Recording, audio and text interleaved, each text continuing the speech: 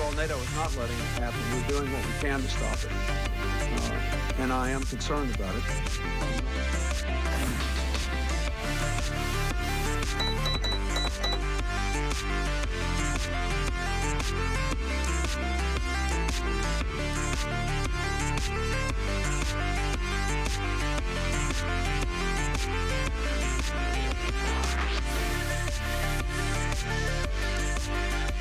뭔가 이제 좀 새로운 거를 시작하려고 그러면 새로운 안목으로 뭔가를 봐야 되는데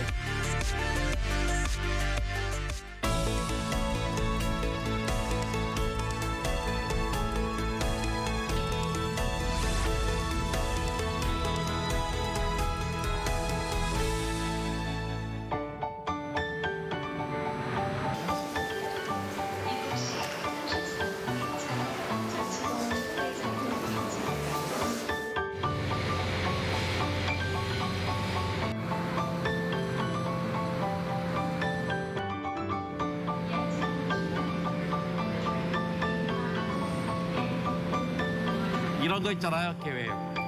곤충이나 공룡을 새로 발견해서 이름을 붙이면 그 분야에서 가장 영광이에요. 근데 어떤 한 생명의 이름이 아니라 한 분야의 이름을 만드신 분이 있어요.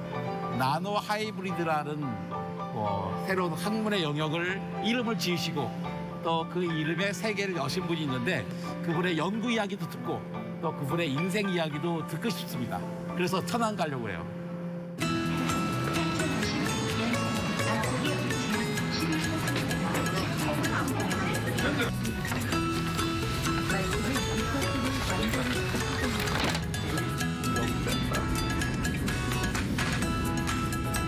선생님 찾아가는 길 뭐 그런 느낌입니다.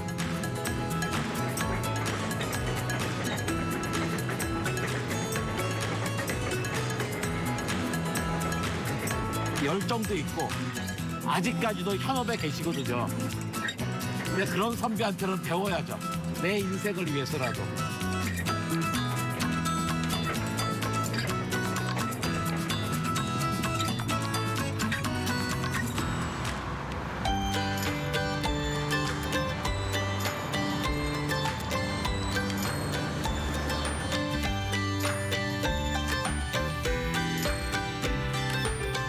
선생님 안녕하세요.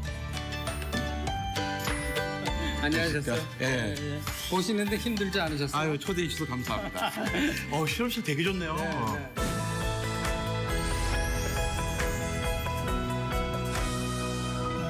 근데 요새는 이쪽으로 엄청 많이 나오잖아, 나노메디슨이고. 그다음에 나노 로봇 이런 게 다 나노 바이오 메카닉스거든. 선생님 요즘 항암제 연구한다는 이야기 들었어요. 근데 항암제 연구는 사실 여기저기 많이 하지 않습니까? 다른 항암제 연구와 선생님의 항암제 연구 어떤 방식의 차이가 있는 겁니까? 네. 저는 이제 항암제 신약을 개발하는 것이 아니고 네. 기존의 항암제를 효능이 더 얼등하게 또는 독성이 훨씬 낮게 그다음에 효능이 지속적으로 나타날 수 있게 그 약물 전달 기법을 이용해서 하는 연구거든요.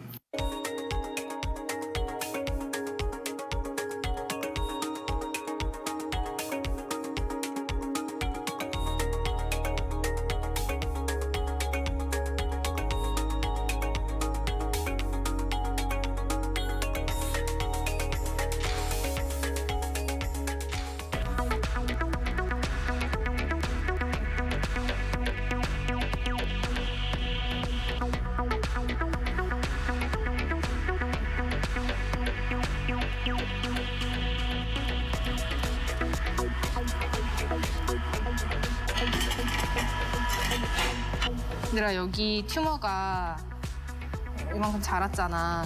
근데 지난주에 이제 박 박사가 여기에 이제 폐암 세포 심어놓은 건데 오늘은 복강 주사해서 약물을 이제 우리가 합성한 것과 원래 대조 약이랑 비교를 해서 그 효능을 보려고 해. 이렇게 약물 투여하고 이제 이 튜머가 변하는 정도를 매일 한 번씩 관찰하는 방법으로 진행을 할 거야. 튜머 크기의 변화 관찰뿐만 아니라 이제 동물의 몸무게도 체크를 해서 독성 때문에 혹시 몸무게가 감소하는지, 우리가 합성해서 투여했던 전달체들이 혹시 어떤 특정 장기에 축적되는 건 아닌지, 그리고 뭐 간독성이나 이런 것도 확인하게 될 거야.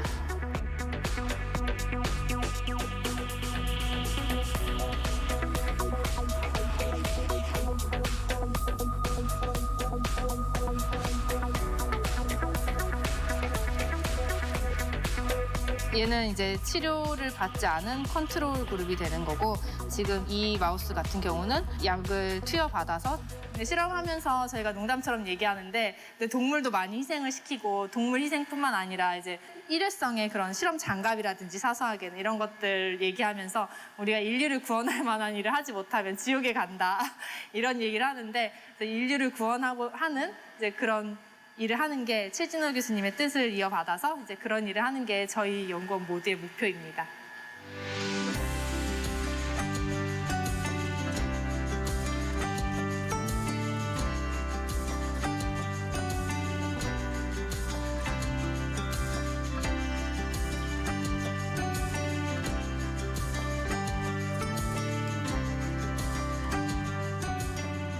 근데 사실은 우리 선생님은 편하게 나노를 이야기하지만 네. 많은 분들이 그 나노는 이야기를 많이 듣긴 했지만 되게 나노가 낯설 것 같아요. 네. 나노에 대해서 한번 설명해 주세요. 그 나노의 개념은 나노 크기, 아까 얘기했던 10억분의 1. 10억분의 1이라는데 보통 1나노로 10억분의 1이 아닙니까? 그런데 1나노메타에서 100나노메타 크기의 물질을 제조하고 기능성이 있는 물질을 만들어내고 그 기능을 이해하는 것이 나노과학이라고 얘기할 수 있습니다. 네.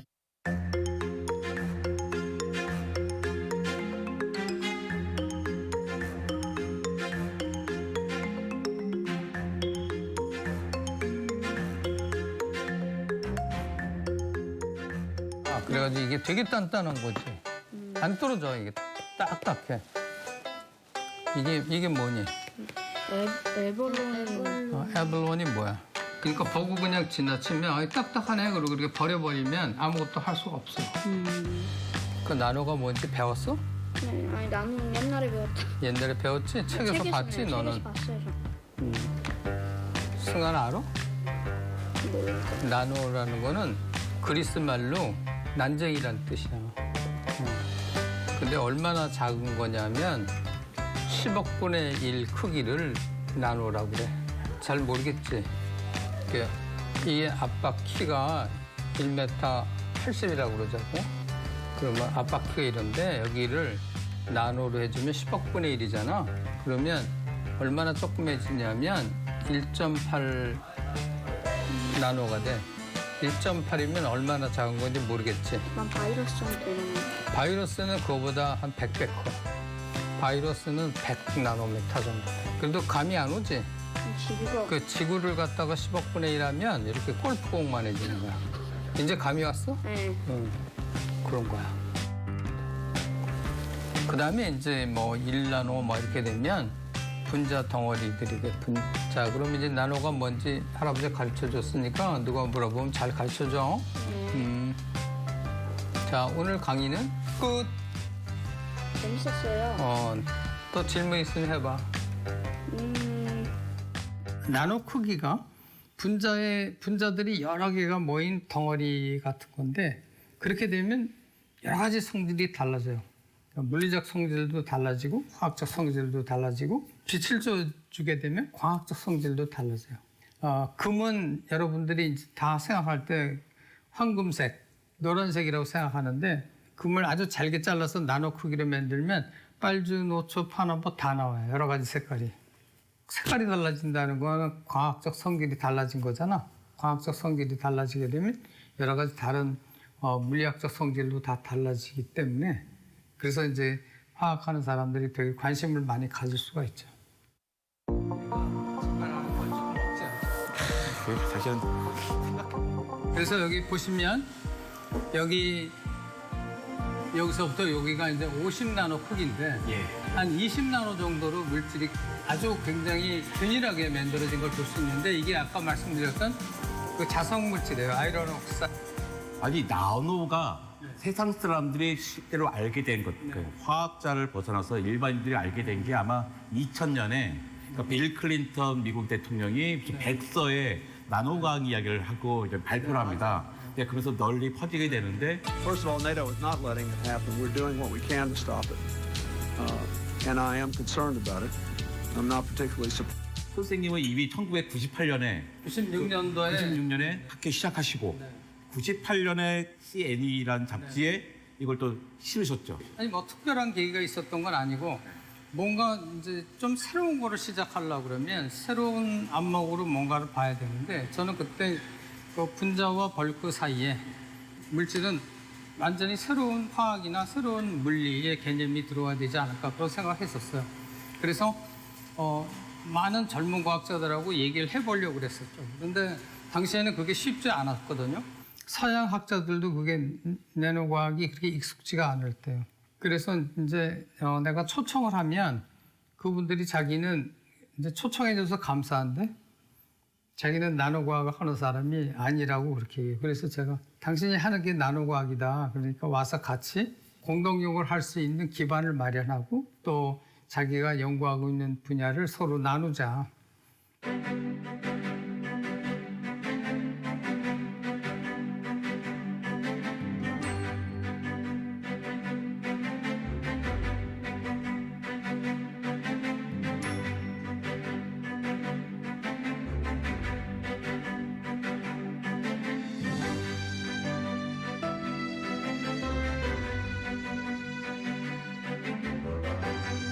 어떤 연구의 어떤 트렌드를 갖다 잘 보시는 것 같아요. 트렌드를 보는데 그게 내가 잘 할 수 있는 어떤 전공을 살려가면서 할 수 있는 것들. 그러니까 나노 물질과 층간 사백 화학이라는 두 가지 어떤 기초 학문 분야를 갖다가 접목해서 나노 바이오 이런 분야를 이렇게 확장해 나가면서 그걸 가지고 새로운 어떤 시대가 요구하는 어떤 응용 분야를 갖다가 개최 나가시는 그런 걸 너무 잘 하시는 분이라고 생각합니다.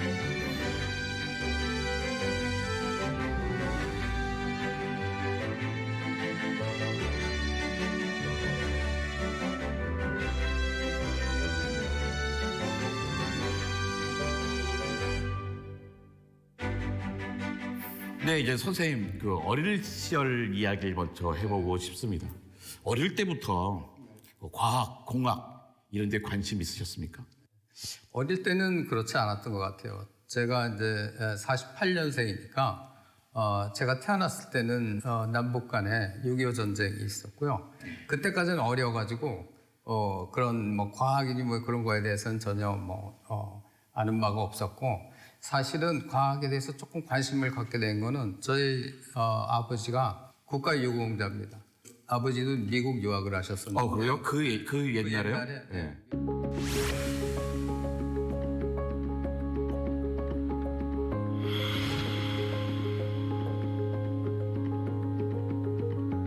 어린 나이였지만 그런 기억이 있어요. 이제 우리나라가 잘 살기 위해서는 과학을 해야 된다. 공학을 공부하는 게 좋다. 이런 말씀 많이 하셨거든요. 네. 근데 당시에는 우리나라가 아주 극빈 국가였지 않습니까? 6.25 후에는. 그래서 저도 머릿속에 막연하지만 과학, 공학 이런 분야를 좀 공부를 하는 게 좋겠구나 이렇게 생각을 했었는데 당시에 이제 박정희 대통령 시절인데 그때 중화학공업을 육성하는 그런 캐치플레이즈가 굉장히 나왔었고요. 대통령께서는 지사를 통해 포항제철의 제2기 설비공사가 완성됨으로써 우리의 중화공업 발전에 더욱 박차를 가해 우리가 80년대에 노리는 모든 목표가 달성되리라는 부푼 기대를 갖게 되었다고 말씀하시고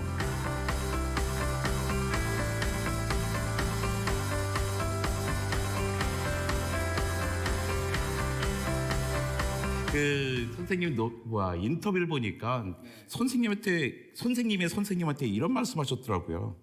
이런 논문 쓰고 싶지 않습니다. 네. 요즘도 사실 학생들이 선생님에게 지도교수에게 그러면 감히 그런 말 못하죠. 저도 그랬으면 아마 발끈했을 것 같은데요. 그때는 이제 지적 호기심이 충만했을 때거든요. 정말 뭔가를 해야 되겠다. 이왕 대학원에 들어왔으니까. 그래서 열심히 이제 했는데 장비가 당시에는 없었습니다. 그래서 당시에 청계천에 가서 이제 부품들을 사다가 장비를 조립해가지고 실험을 했으니까 이제 선진국에서 가지고 있는 그런 고가 장비에 비해서는 그 정확도가 굉장히 떨어지는 그런 장비죠. 그래서 그 장비를 이용해서 실험을 하고 데이터를 내니까 당연히 국제적인 좋은 저널에 논문을 낼 수가 없죠. 그래서 제 딴에는 저한테 하는 얘기였거든요. 선생님께 드리는 말씀이 아니고 더 좋은 논문을 써야 되겠다. 또 일본의 선생님은 내 손은 나쁜 손이다라고 말씀하셨다고 그러시더라고요. 그건 또 무슨 뜻입니까? 거기 이제 그 뒤에 에피소드가 굉장히 많은데요.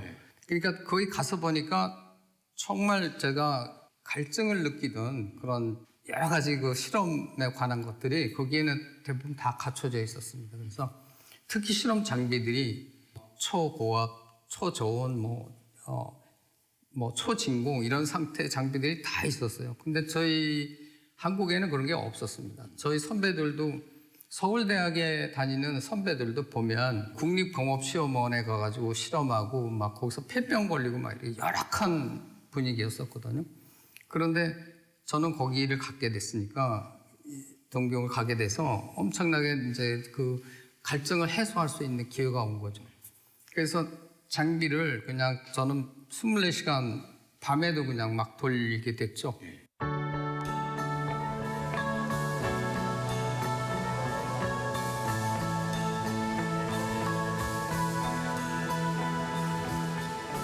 물론 이제 실험 기계 사용법 같은 것 주지하면서 하지만 기계를 여러 개를 돌리다 보니까 어떤 기계는 뭐 고장도 나게 되고 잘못 돌려가지고 다시 이제 기계를 다시 재분해했다가 다시 뜯어 맞추기도 하고 막 이랬었거든요.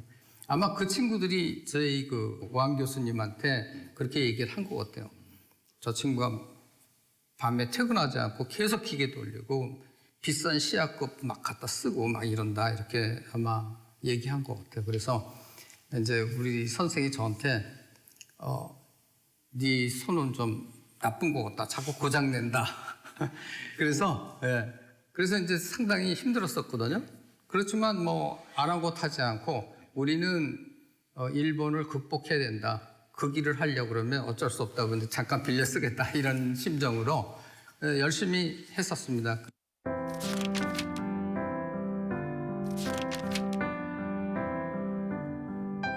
일간지 이제 기자분하고 이렇게 인터뷰했는데 저보고 그 마치 전쟁터에 나가는 장수 같아요 이렇게 얘기를 했었어요. 사실 그때 마음이 그랬어요. 그냥 우리가 맨날 극복해야 되는 나라라고 생각했는데 그렇죠? 해방돼가지고 절망적이었죠. 처음에 가서 보고 그래서 더 열심히 해야 된다 이런 생각을 하고 있었거든요.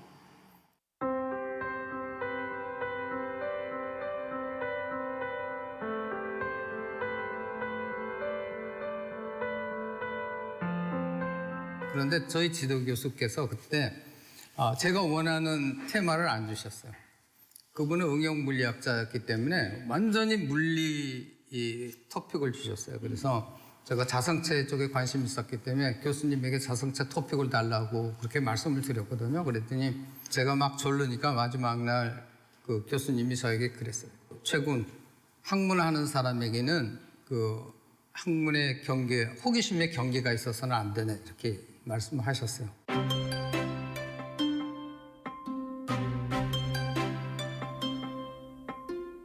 근데 그 얘기를 듣고 깨달음이 좀 있었어요. 이렇게 머리를 탁 치는 그런 깨달음이 있어서 그래 학문을 하는 데 있어서는 학문의 경계가 있어서는 안 되겠다. 호기심을 여러 분야에 가져야 되겠다. 잘못하면 완전히 전문 바보가 될 수 있다. 그런 생각을 해서 선생님 말씀대로 그 테마를 먼저 하고 되게 열심히 했어요. 그래서 몇 달 만에 그 문제를 좀 해결을 하고 선생님한테 말씀드렸더니 자성체 토픽을 주셨습니다.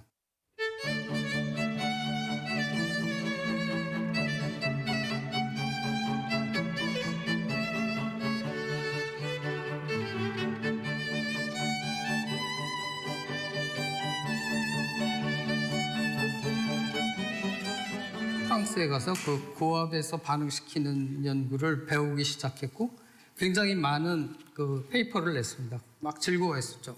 새로운 전자구조를 갖는 물질이 만들어졌다. 또 새로운 결정 구조를 갖는 물질이 만들어졌다. 이렇게 흥분하면서 그냥 그 기초 연구만 이렇게 했죠. 응용과 전혀 무관하게. 그랬는데 한 5년이 지나면서 약간 이제 제가 생각이 약간 바뀌었는데 아카데미 커뮤니티에서 이제 외국에서 우리 한국에 크레딧을 줄 거냐라는데 굉장히 회의적이어가지고 이건 다 여기서 이루어진 거지 어디 한국에서 이루어진 거냐 이렇게 이제 크레딧을 받을 수 있다는 생각에 이제 그쪽하고 이제 연구를 줄여 나가고 새로운 연구를 개척해야 되겠다라고 생각한 것이 이제 나노바이오 융합이 된 겁니다.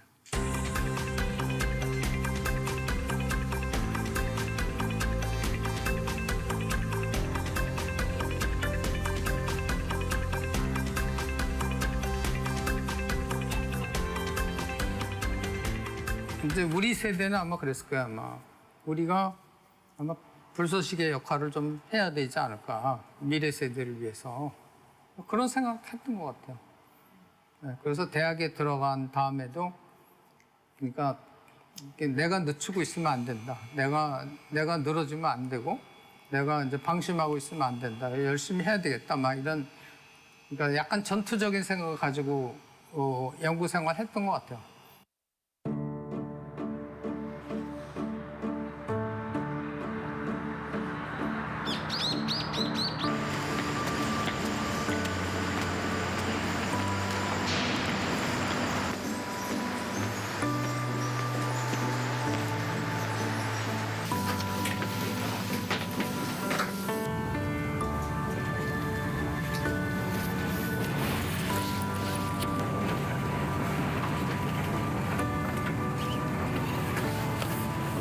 이메일 체크하면서 가면 이메일 답장도 보내야 되고 할 게 많아요.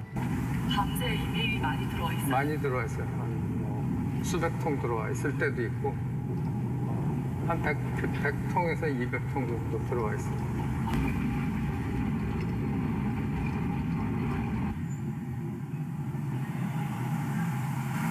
이거는 기업하고 같이 공동 연구하는 것 중에서 코로나 바이러스 먹는 치료제 개발하는 게 있는데 그 동물 실험 결과들이 굉장히 좋아서 임상 1상 들어가 있거든요. 식약처에. 그거를 이제 논문으로 준비하고 있어요. 그래서 그 자료 검토하고 있어요.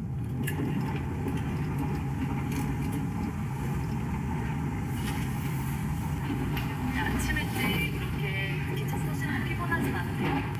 피곤하지만 아침에 일찍 나와보면 좀 상쾌한 기분은 들어요. 그리고 상쾌한 기분이 들어요. 근데 아침에 일찍 나와보면 엄청 많은 사람들이 열심히 활동하고 있는 거 보이잖아요. 약간 자극받지 않아요?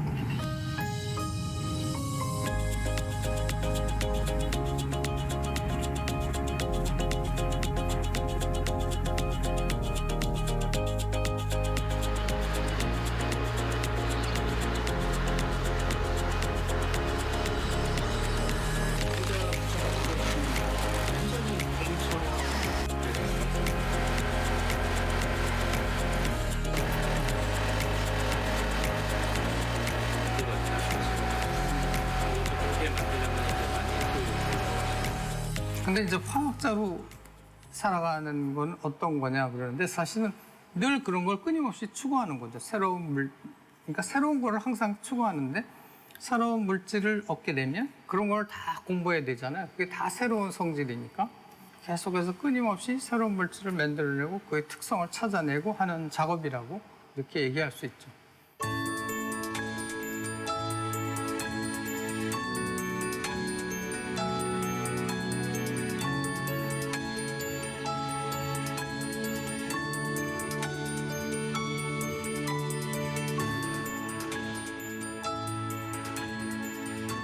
있는 물질들을 바라보는 시점을 바꾸고 네. 또 새롭게 조합을 하면서 전혀 새로운 걸 만들어내는 게 좀 창의성이 아닐까라고 생각을 합니다. 근데 우리는 창의성을 많이 이야기하지만 그 창의성이라는 게 어떻게 해야 만들어지는 걸까요? 어떻게 해야지 얻을 수 있는 걸까요? 굉장히 어려운 질문이죠. 근데 저는 창의성은 되게 긍정적인 생각을 가져야 된다고 생각합니다. 긍정적으로 계속 생각하면서 문제를 해결하려고 하는 그런 끈질김 그런 게 있으면 가능하다고 봅니다. 긍정적인 마인드는 어디서 오느냐면 되게 호기심이 있어야 되지 않겠습니까? 그래서 호기심을 가지고 굉장히 긍정적으로 생각하면서 문제에 접근하게 되면 그게 창의성이 아닐까 그런 생각합니다. 근데 누구나 한 번씩은 다 긍정적이잖아요. 네. 다 부정적으로 시작한 건 없이 긍정적으로 연구에 들어왔다가 근데 거기서 이제 좌절을 경험하게 되잖아요. 네, 누구나 실패는 다 할 수 있는데 실패하고 나면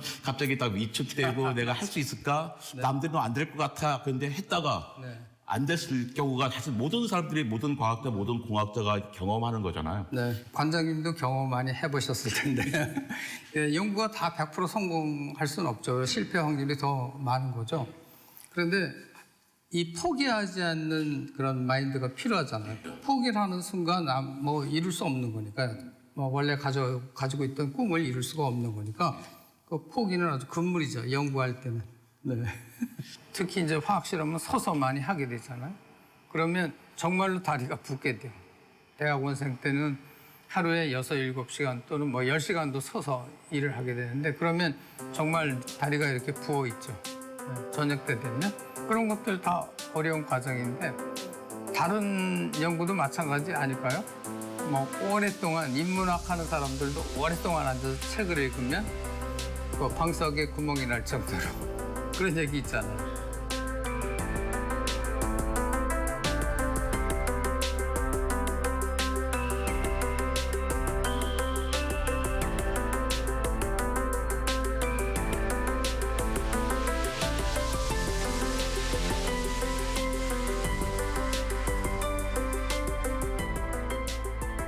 근데 제가 또 선생님의 이력이 되게 특이한 걸 봤습니다. 학문에 딱 그 선두에 계신 분인데 화장품 첨가를 하셨더라고요. 네. 어떤 화장품이었습니까? 그 원래는 이제 아까 잠깐 얘기가 나왔습니다만 약물 전달체 쪽에 이제 연구를 집중적으로 하고 있었는데 약물 전달체를 개발해서 그거를 정말로 이제 뭐 임상도 하고 이렇게 산업화하는 데까지는 시간이 굉장히 많이 걸리는 거고 보통 임상 1, 2, 3 이렇게 다 하려고 그러면 시간도 많이 걸릴 뿐더러 대학에서 하기는 좀 어려운 연구들이죠. 그렇다고 그러면 조금 더 산업화를 좀 빨리 시킬 수 있는 것이 무엇이 있나 생각해 봤을 때 화장품 원료 쪽이 가능성이 좀 있어 보였습니다. 벤처기업 육성을 위한 다양한 지원 사업이 이 벤처기업들에게 활로를 열어주고 있습니다. 정부가 투자 기금을 마련하는 크라우드 펀딩 제도를 도입해 소규모 벤처기업의 창업을 돕기로 했습니다. 그 당시 아마 김대중 대통령 시절일 거예요. 2000년대 초반에. 그때 이제 우리나라가 살아갈 길은 벤처를 육성하는 길이다. 뭐 그래서 학교 안에서도 뭐 벤처를 하게 되면 도와주고 학교에서도 별로 어려움이 없게 할 수 있게 도와주고 그랬었어요. 그래서 그런데 왜 그 손도권에 있는 학자로서 받은 존경들이 힘이 있잖아요. 사람들이 다 존경하고 그랬는데 내가 뭐 화장품 사업을 어차피 사업이잖아요. 그렇게 되면 또 한 소리씩 듣잖아요. 나라 돈 갖고 열심히 연구하다가 갑자기 돈을 벌겠다는 거야. 뭐 이런 주위에 여러 가지 이야기들이 있지 않습니까? 네, 있죠. 저는 저 나름대로 연구에 약간의 철학이 있었습니다. 그거는 그 아버지 영향도 약간 있었는데 자연과학을 하든 뭐 공학을 하든 기초 연구를 하는 분들은 학문적으로 어떤 자기 호기심, 지적인 호기심을 만족하는 거로 끝내지 말아라. 그거는 뭐 그 국가를 위한 일은 아니다. 일본에 유학 갈 때는 정부에서는 무슨 얘기를 했었냐면 5년이면 그 길을 할 것 같다. 그러면서 이제 국민들을 독려했었죠. 근데 실제로 저는 이제 일본 가서 공부하다 보니까 정말 5년 안에 극복할 수 있을까? 그 의구심이 굉장히 많이 들었거든요.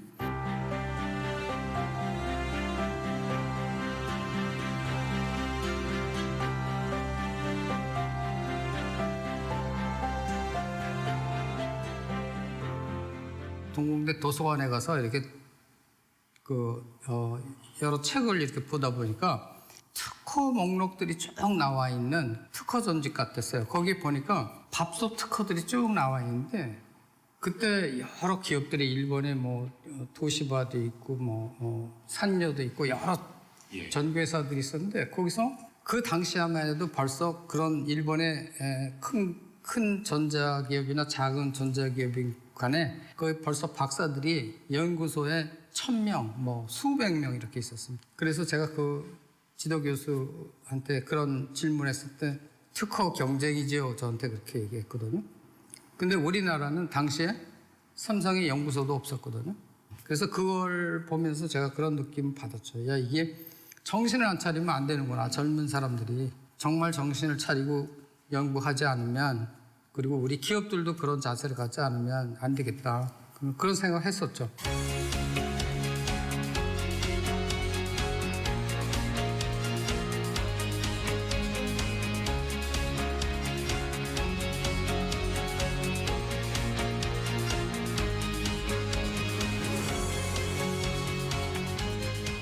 최진호 교수님 큰 철학이 딱 두 가지인데요. 학문의 호기심에는 경계를 두지 마라라는 큰 말씀이 있고, 두 번째는 너만 즐거운 연구를 하지 마라가 있습니다. 학문을 하는 교수들은 대부분 자신의 지적 호기심만을 만족시키려고 하는데, 그래서는 아무 쓸모가 없고 사회가 어떤 걸 요구하는지 그걸 항상 둘러보고 있어라라고 말씀을 해주셨습니다.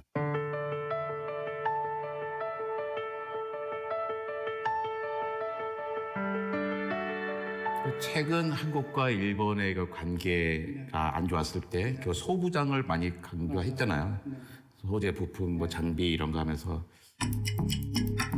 自由、公正、無差別、こうした自由貿易の基本的原則を今回の G20 では 일본 정부가 한국 반도체 산업의 핵심적인 소재들에 대한 수출 규제를 발표했습니다. 그게 정말 중요한 말씀이셨던 것 같아요. 기초 과학뿐만 아니라 결국 뭔가를 만들어야 되는데 그 소부장일 우리 확보하지 못하면, 그게 이제 제가 관심 가졌던 게 그 소부장이거든요. 소재 쪽이거든요. 그러니까 그게 벌써 제가 그 생각 가졌던 게 40년 전쯤 되지 않습니까? 근데 지금도 일본의 이런 소부장 쪽에서는 우리가 많이 종속되어 있거든요. 그러니까 정부에서도 이제 깨닫고 그런 쪽에 R&D를 적극적으로 지원하고 있지 않습니까? 여전히 우리는 갈 길이 아직도 먼 거죠. 그래도 뭐 많이 쫓아왔고요. 많이 쫓아왔죠. 네. 근데 일부분은 또 넘어서기도 했던 것 같아요. 네. 다음 후배 세대지만 엄청나게 열심히 연구를 해서 지금은 연구 능력이 뭐 미국하고 전혀 손색이 없죠. 네, 선진국하고 비교했을 때 전혀 손색이 없고 노벨상이 한 10년 안에 나오지 않을까요? 네. 기대합니다. 네, 진짜로 나올 수 있을 것 같습니다. 네.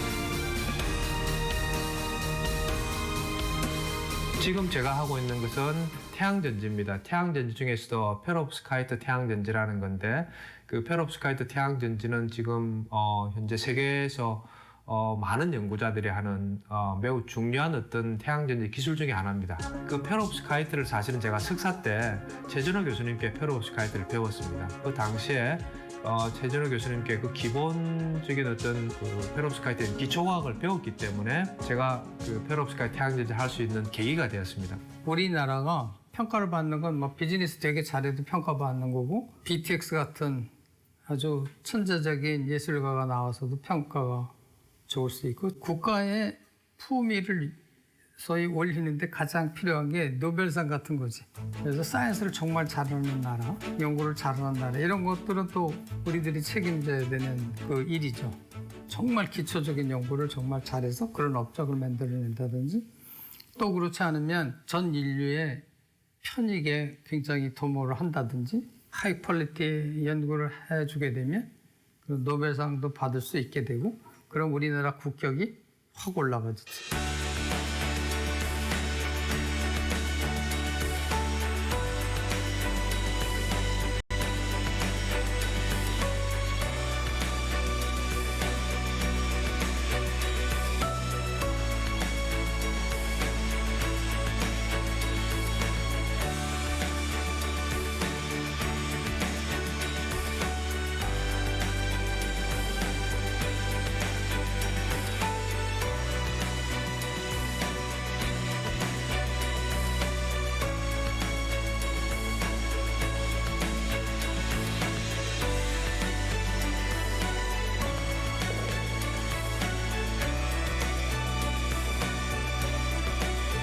서울대학에 교수할 때 주위에 동료 교수들이 다 천재들이었는데 그 사람들은 다 뭐 대학에 1등으로 들어가고 졸업할 때 1등도 있고 뭐 미국 가서도 1등하고 뭐 그러던 친구들. 천재들이 그 연구하는 모습들도 내가 봤거든요. 그럼 교수님은 본인이 천재라고 생각 안 하시나요? 아니, 절대 그렇게 생각하죠. 아마 동료들도 나를 천재라고 생각 안 할 거예요. 근데 이제 나는 이제 그런 생각은 하나는 있었어요. 그러니까 나 자신에 대한 각성이라고 할까? 좀 성찰이라고 할까? 이런 것들이 좀 필요하지 않나. 그러니까 스스로 내 존재에 대한 깨달음? 그런 것들이 좀 필요하지 않나. 그런 생각했어요. 그런 깨달음이 좀 있어야 내가 그래도 내 주위에 다른 사람들, 내 주위의 세상하고 같이 어우러질 수 있다고 생각했거든요. 내 커뮤니티에서 나의 존재 이유를 알아야 되잖아요. 그런 깨달음이 없으면 거기서 어떻게 일을 해요? 그런 순간 내 마음을 열 수 있는 거죠. 공명. 마음과 마음이 이렇게 서로 이제 같은 주파수로 이게 공명이 돼야 이게 증폭이 커지거든, 이렇게.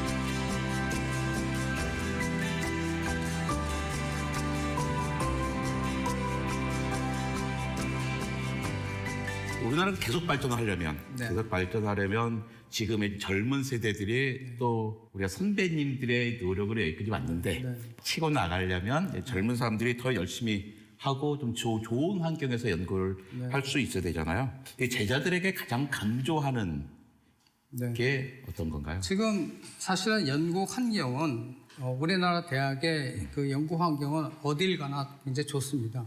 미국이나 유럽이나 일본의 랩에 물론 그 훨씬 더 우월한 그런 랩도 있고 그렇지 못한 랩도 좀 있긴 있지만 그래도 옛날같이 랩의 연구시설이 열악한 그런 시대는 지나갔거든요. 지금은 학생들이 얼마만큼 자기가 열정을 가지고 하느냐에 따라서 우리나라 미래가 달려있다고 이제 생각을 하거든요. 저는 학생들에게 늘 그 얘기합니다. 포기하지 말아라. 절대 포기하지 말아라. 힘들어도 포기하지 말고 끝까지 가자. 이런 얘기를 하죠. 그러니까 선생님하고 길지 않은 시간이지만 이야기를 나눠보면 선생님 되게 열정이 넘치는 분야인 걸 알 수가 있습니다. 근데 카톡에 올리신 글이 있습니다. 미치지 아니하면 길에 이르지 못하느니라.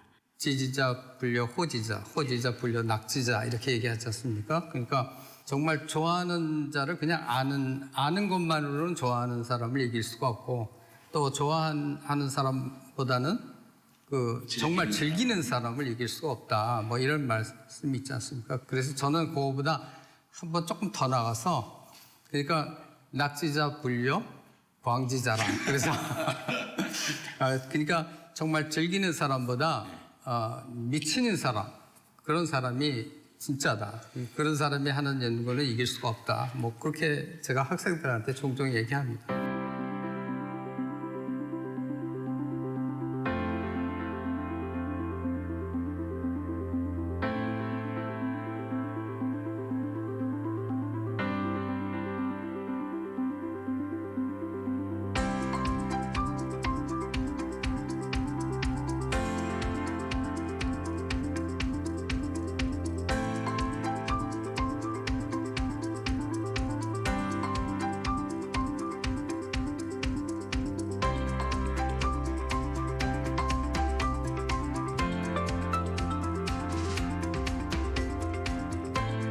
졸업하고 이제 다른 학교에 있을 때였어요. 투고했던 논문이 사실 논문이 투고되고 나면 심사 과정도 있고 실제 출판이 될 때까지는 시간이 좀 걸리는데 그때 나온 논문을 이제 보내주시면서 이제 보내신 건데 나노바이오 융합 연구는 연구 경쟁이 임팩트 팩터 높은데 논문을 내는 것도 있지만 역시 누가 빨리 내는가의 시간 싸움이니까 동양 과학자들이 너무 좋은 저널에만 집착할 필요는 없을 것 같아.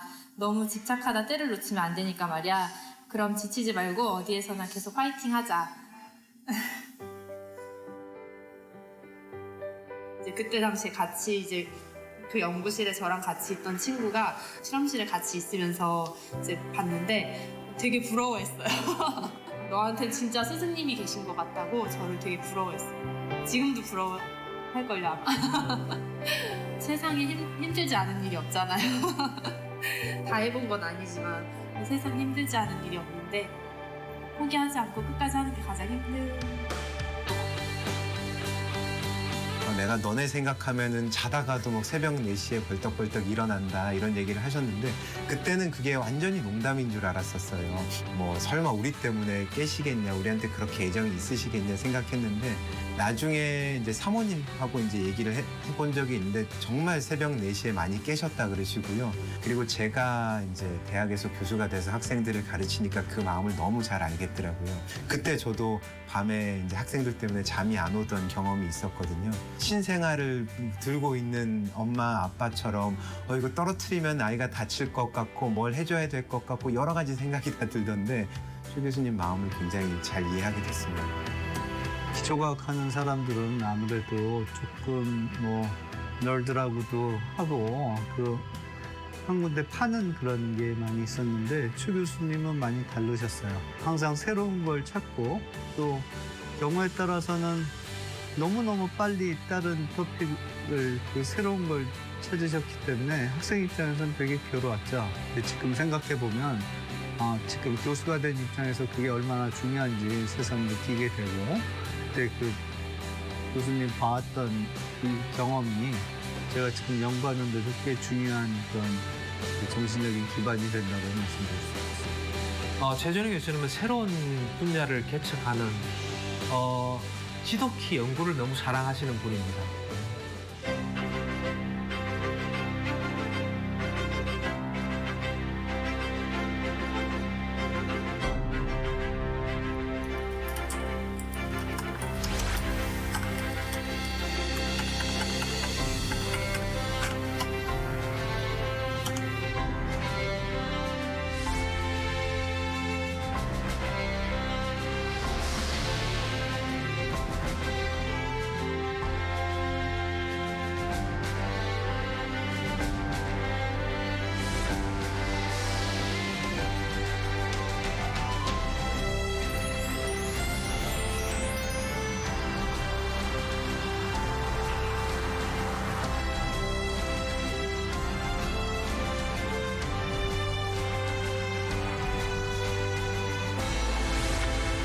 호기심을 가져야지 과학을 할 수 있는 거예요.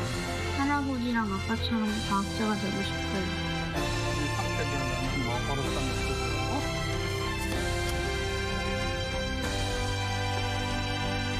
잘하네. 길을 가는 데는 여러 가지 길이 있을 수 있는데 여러 가지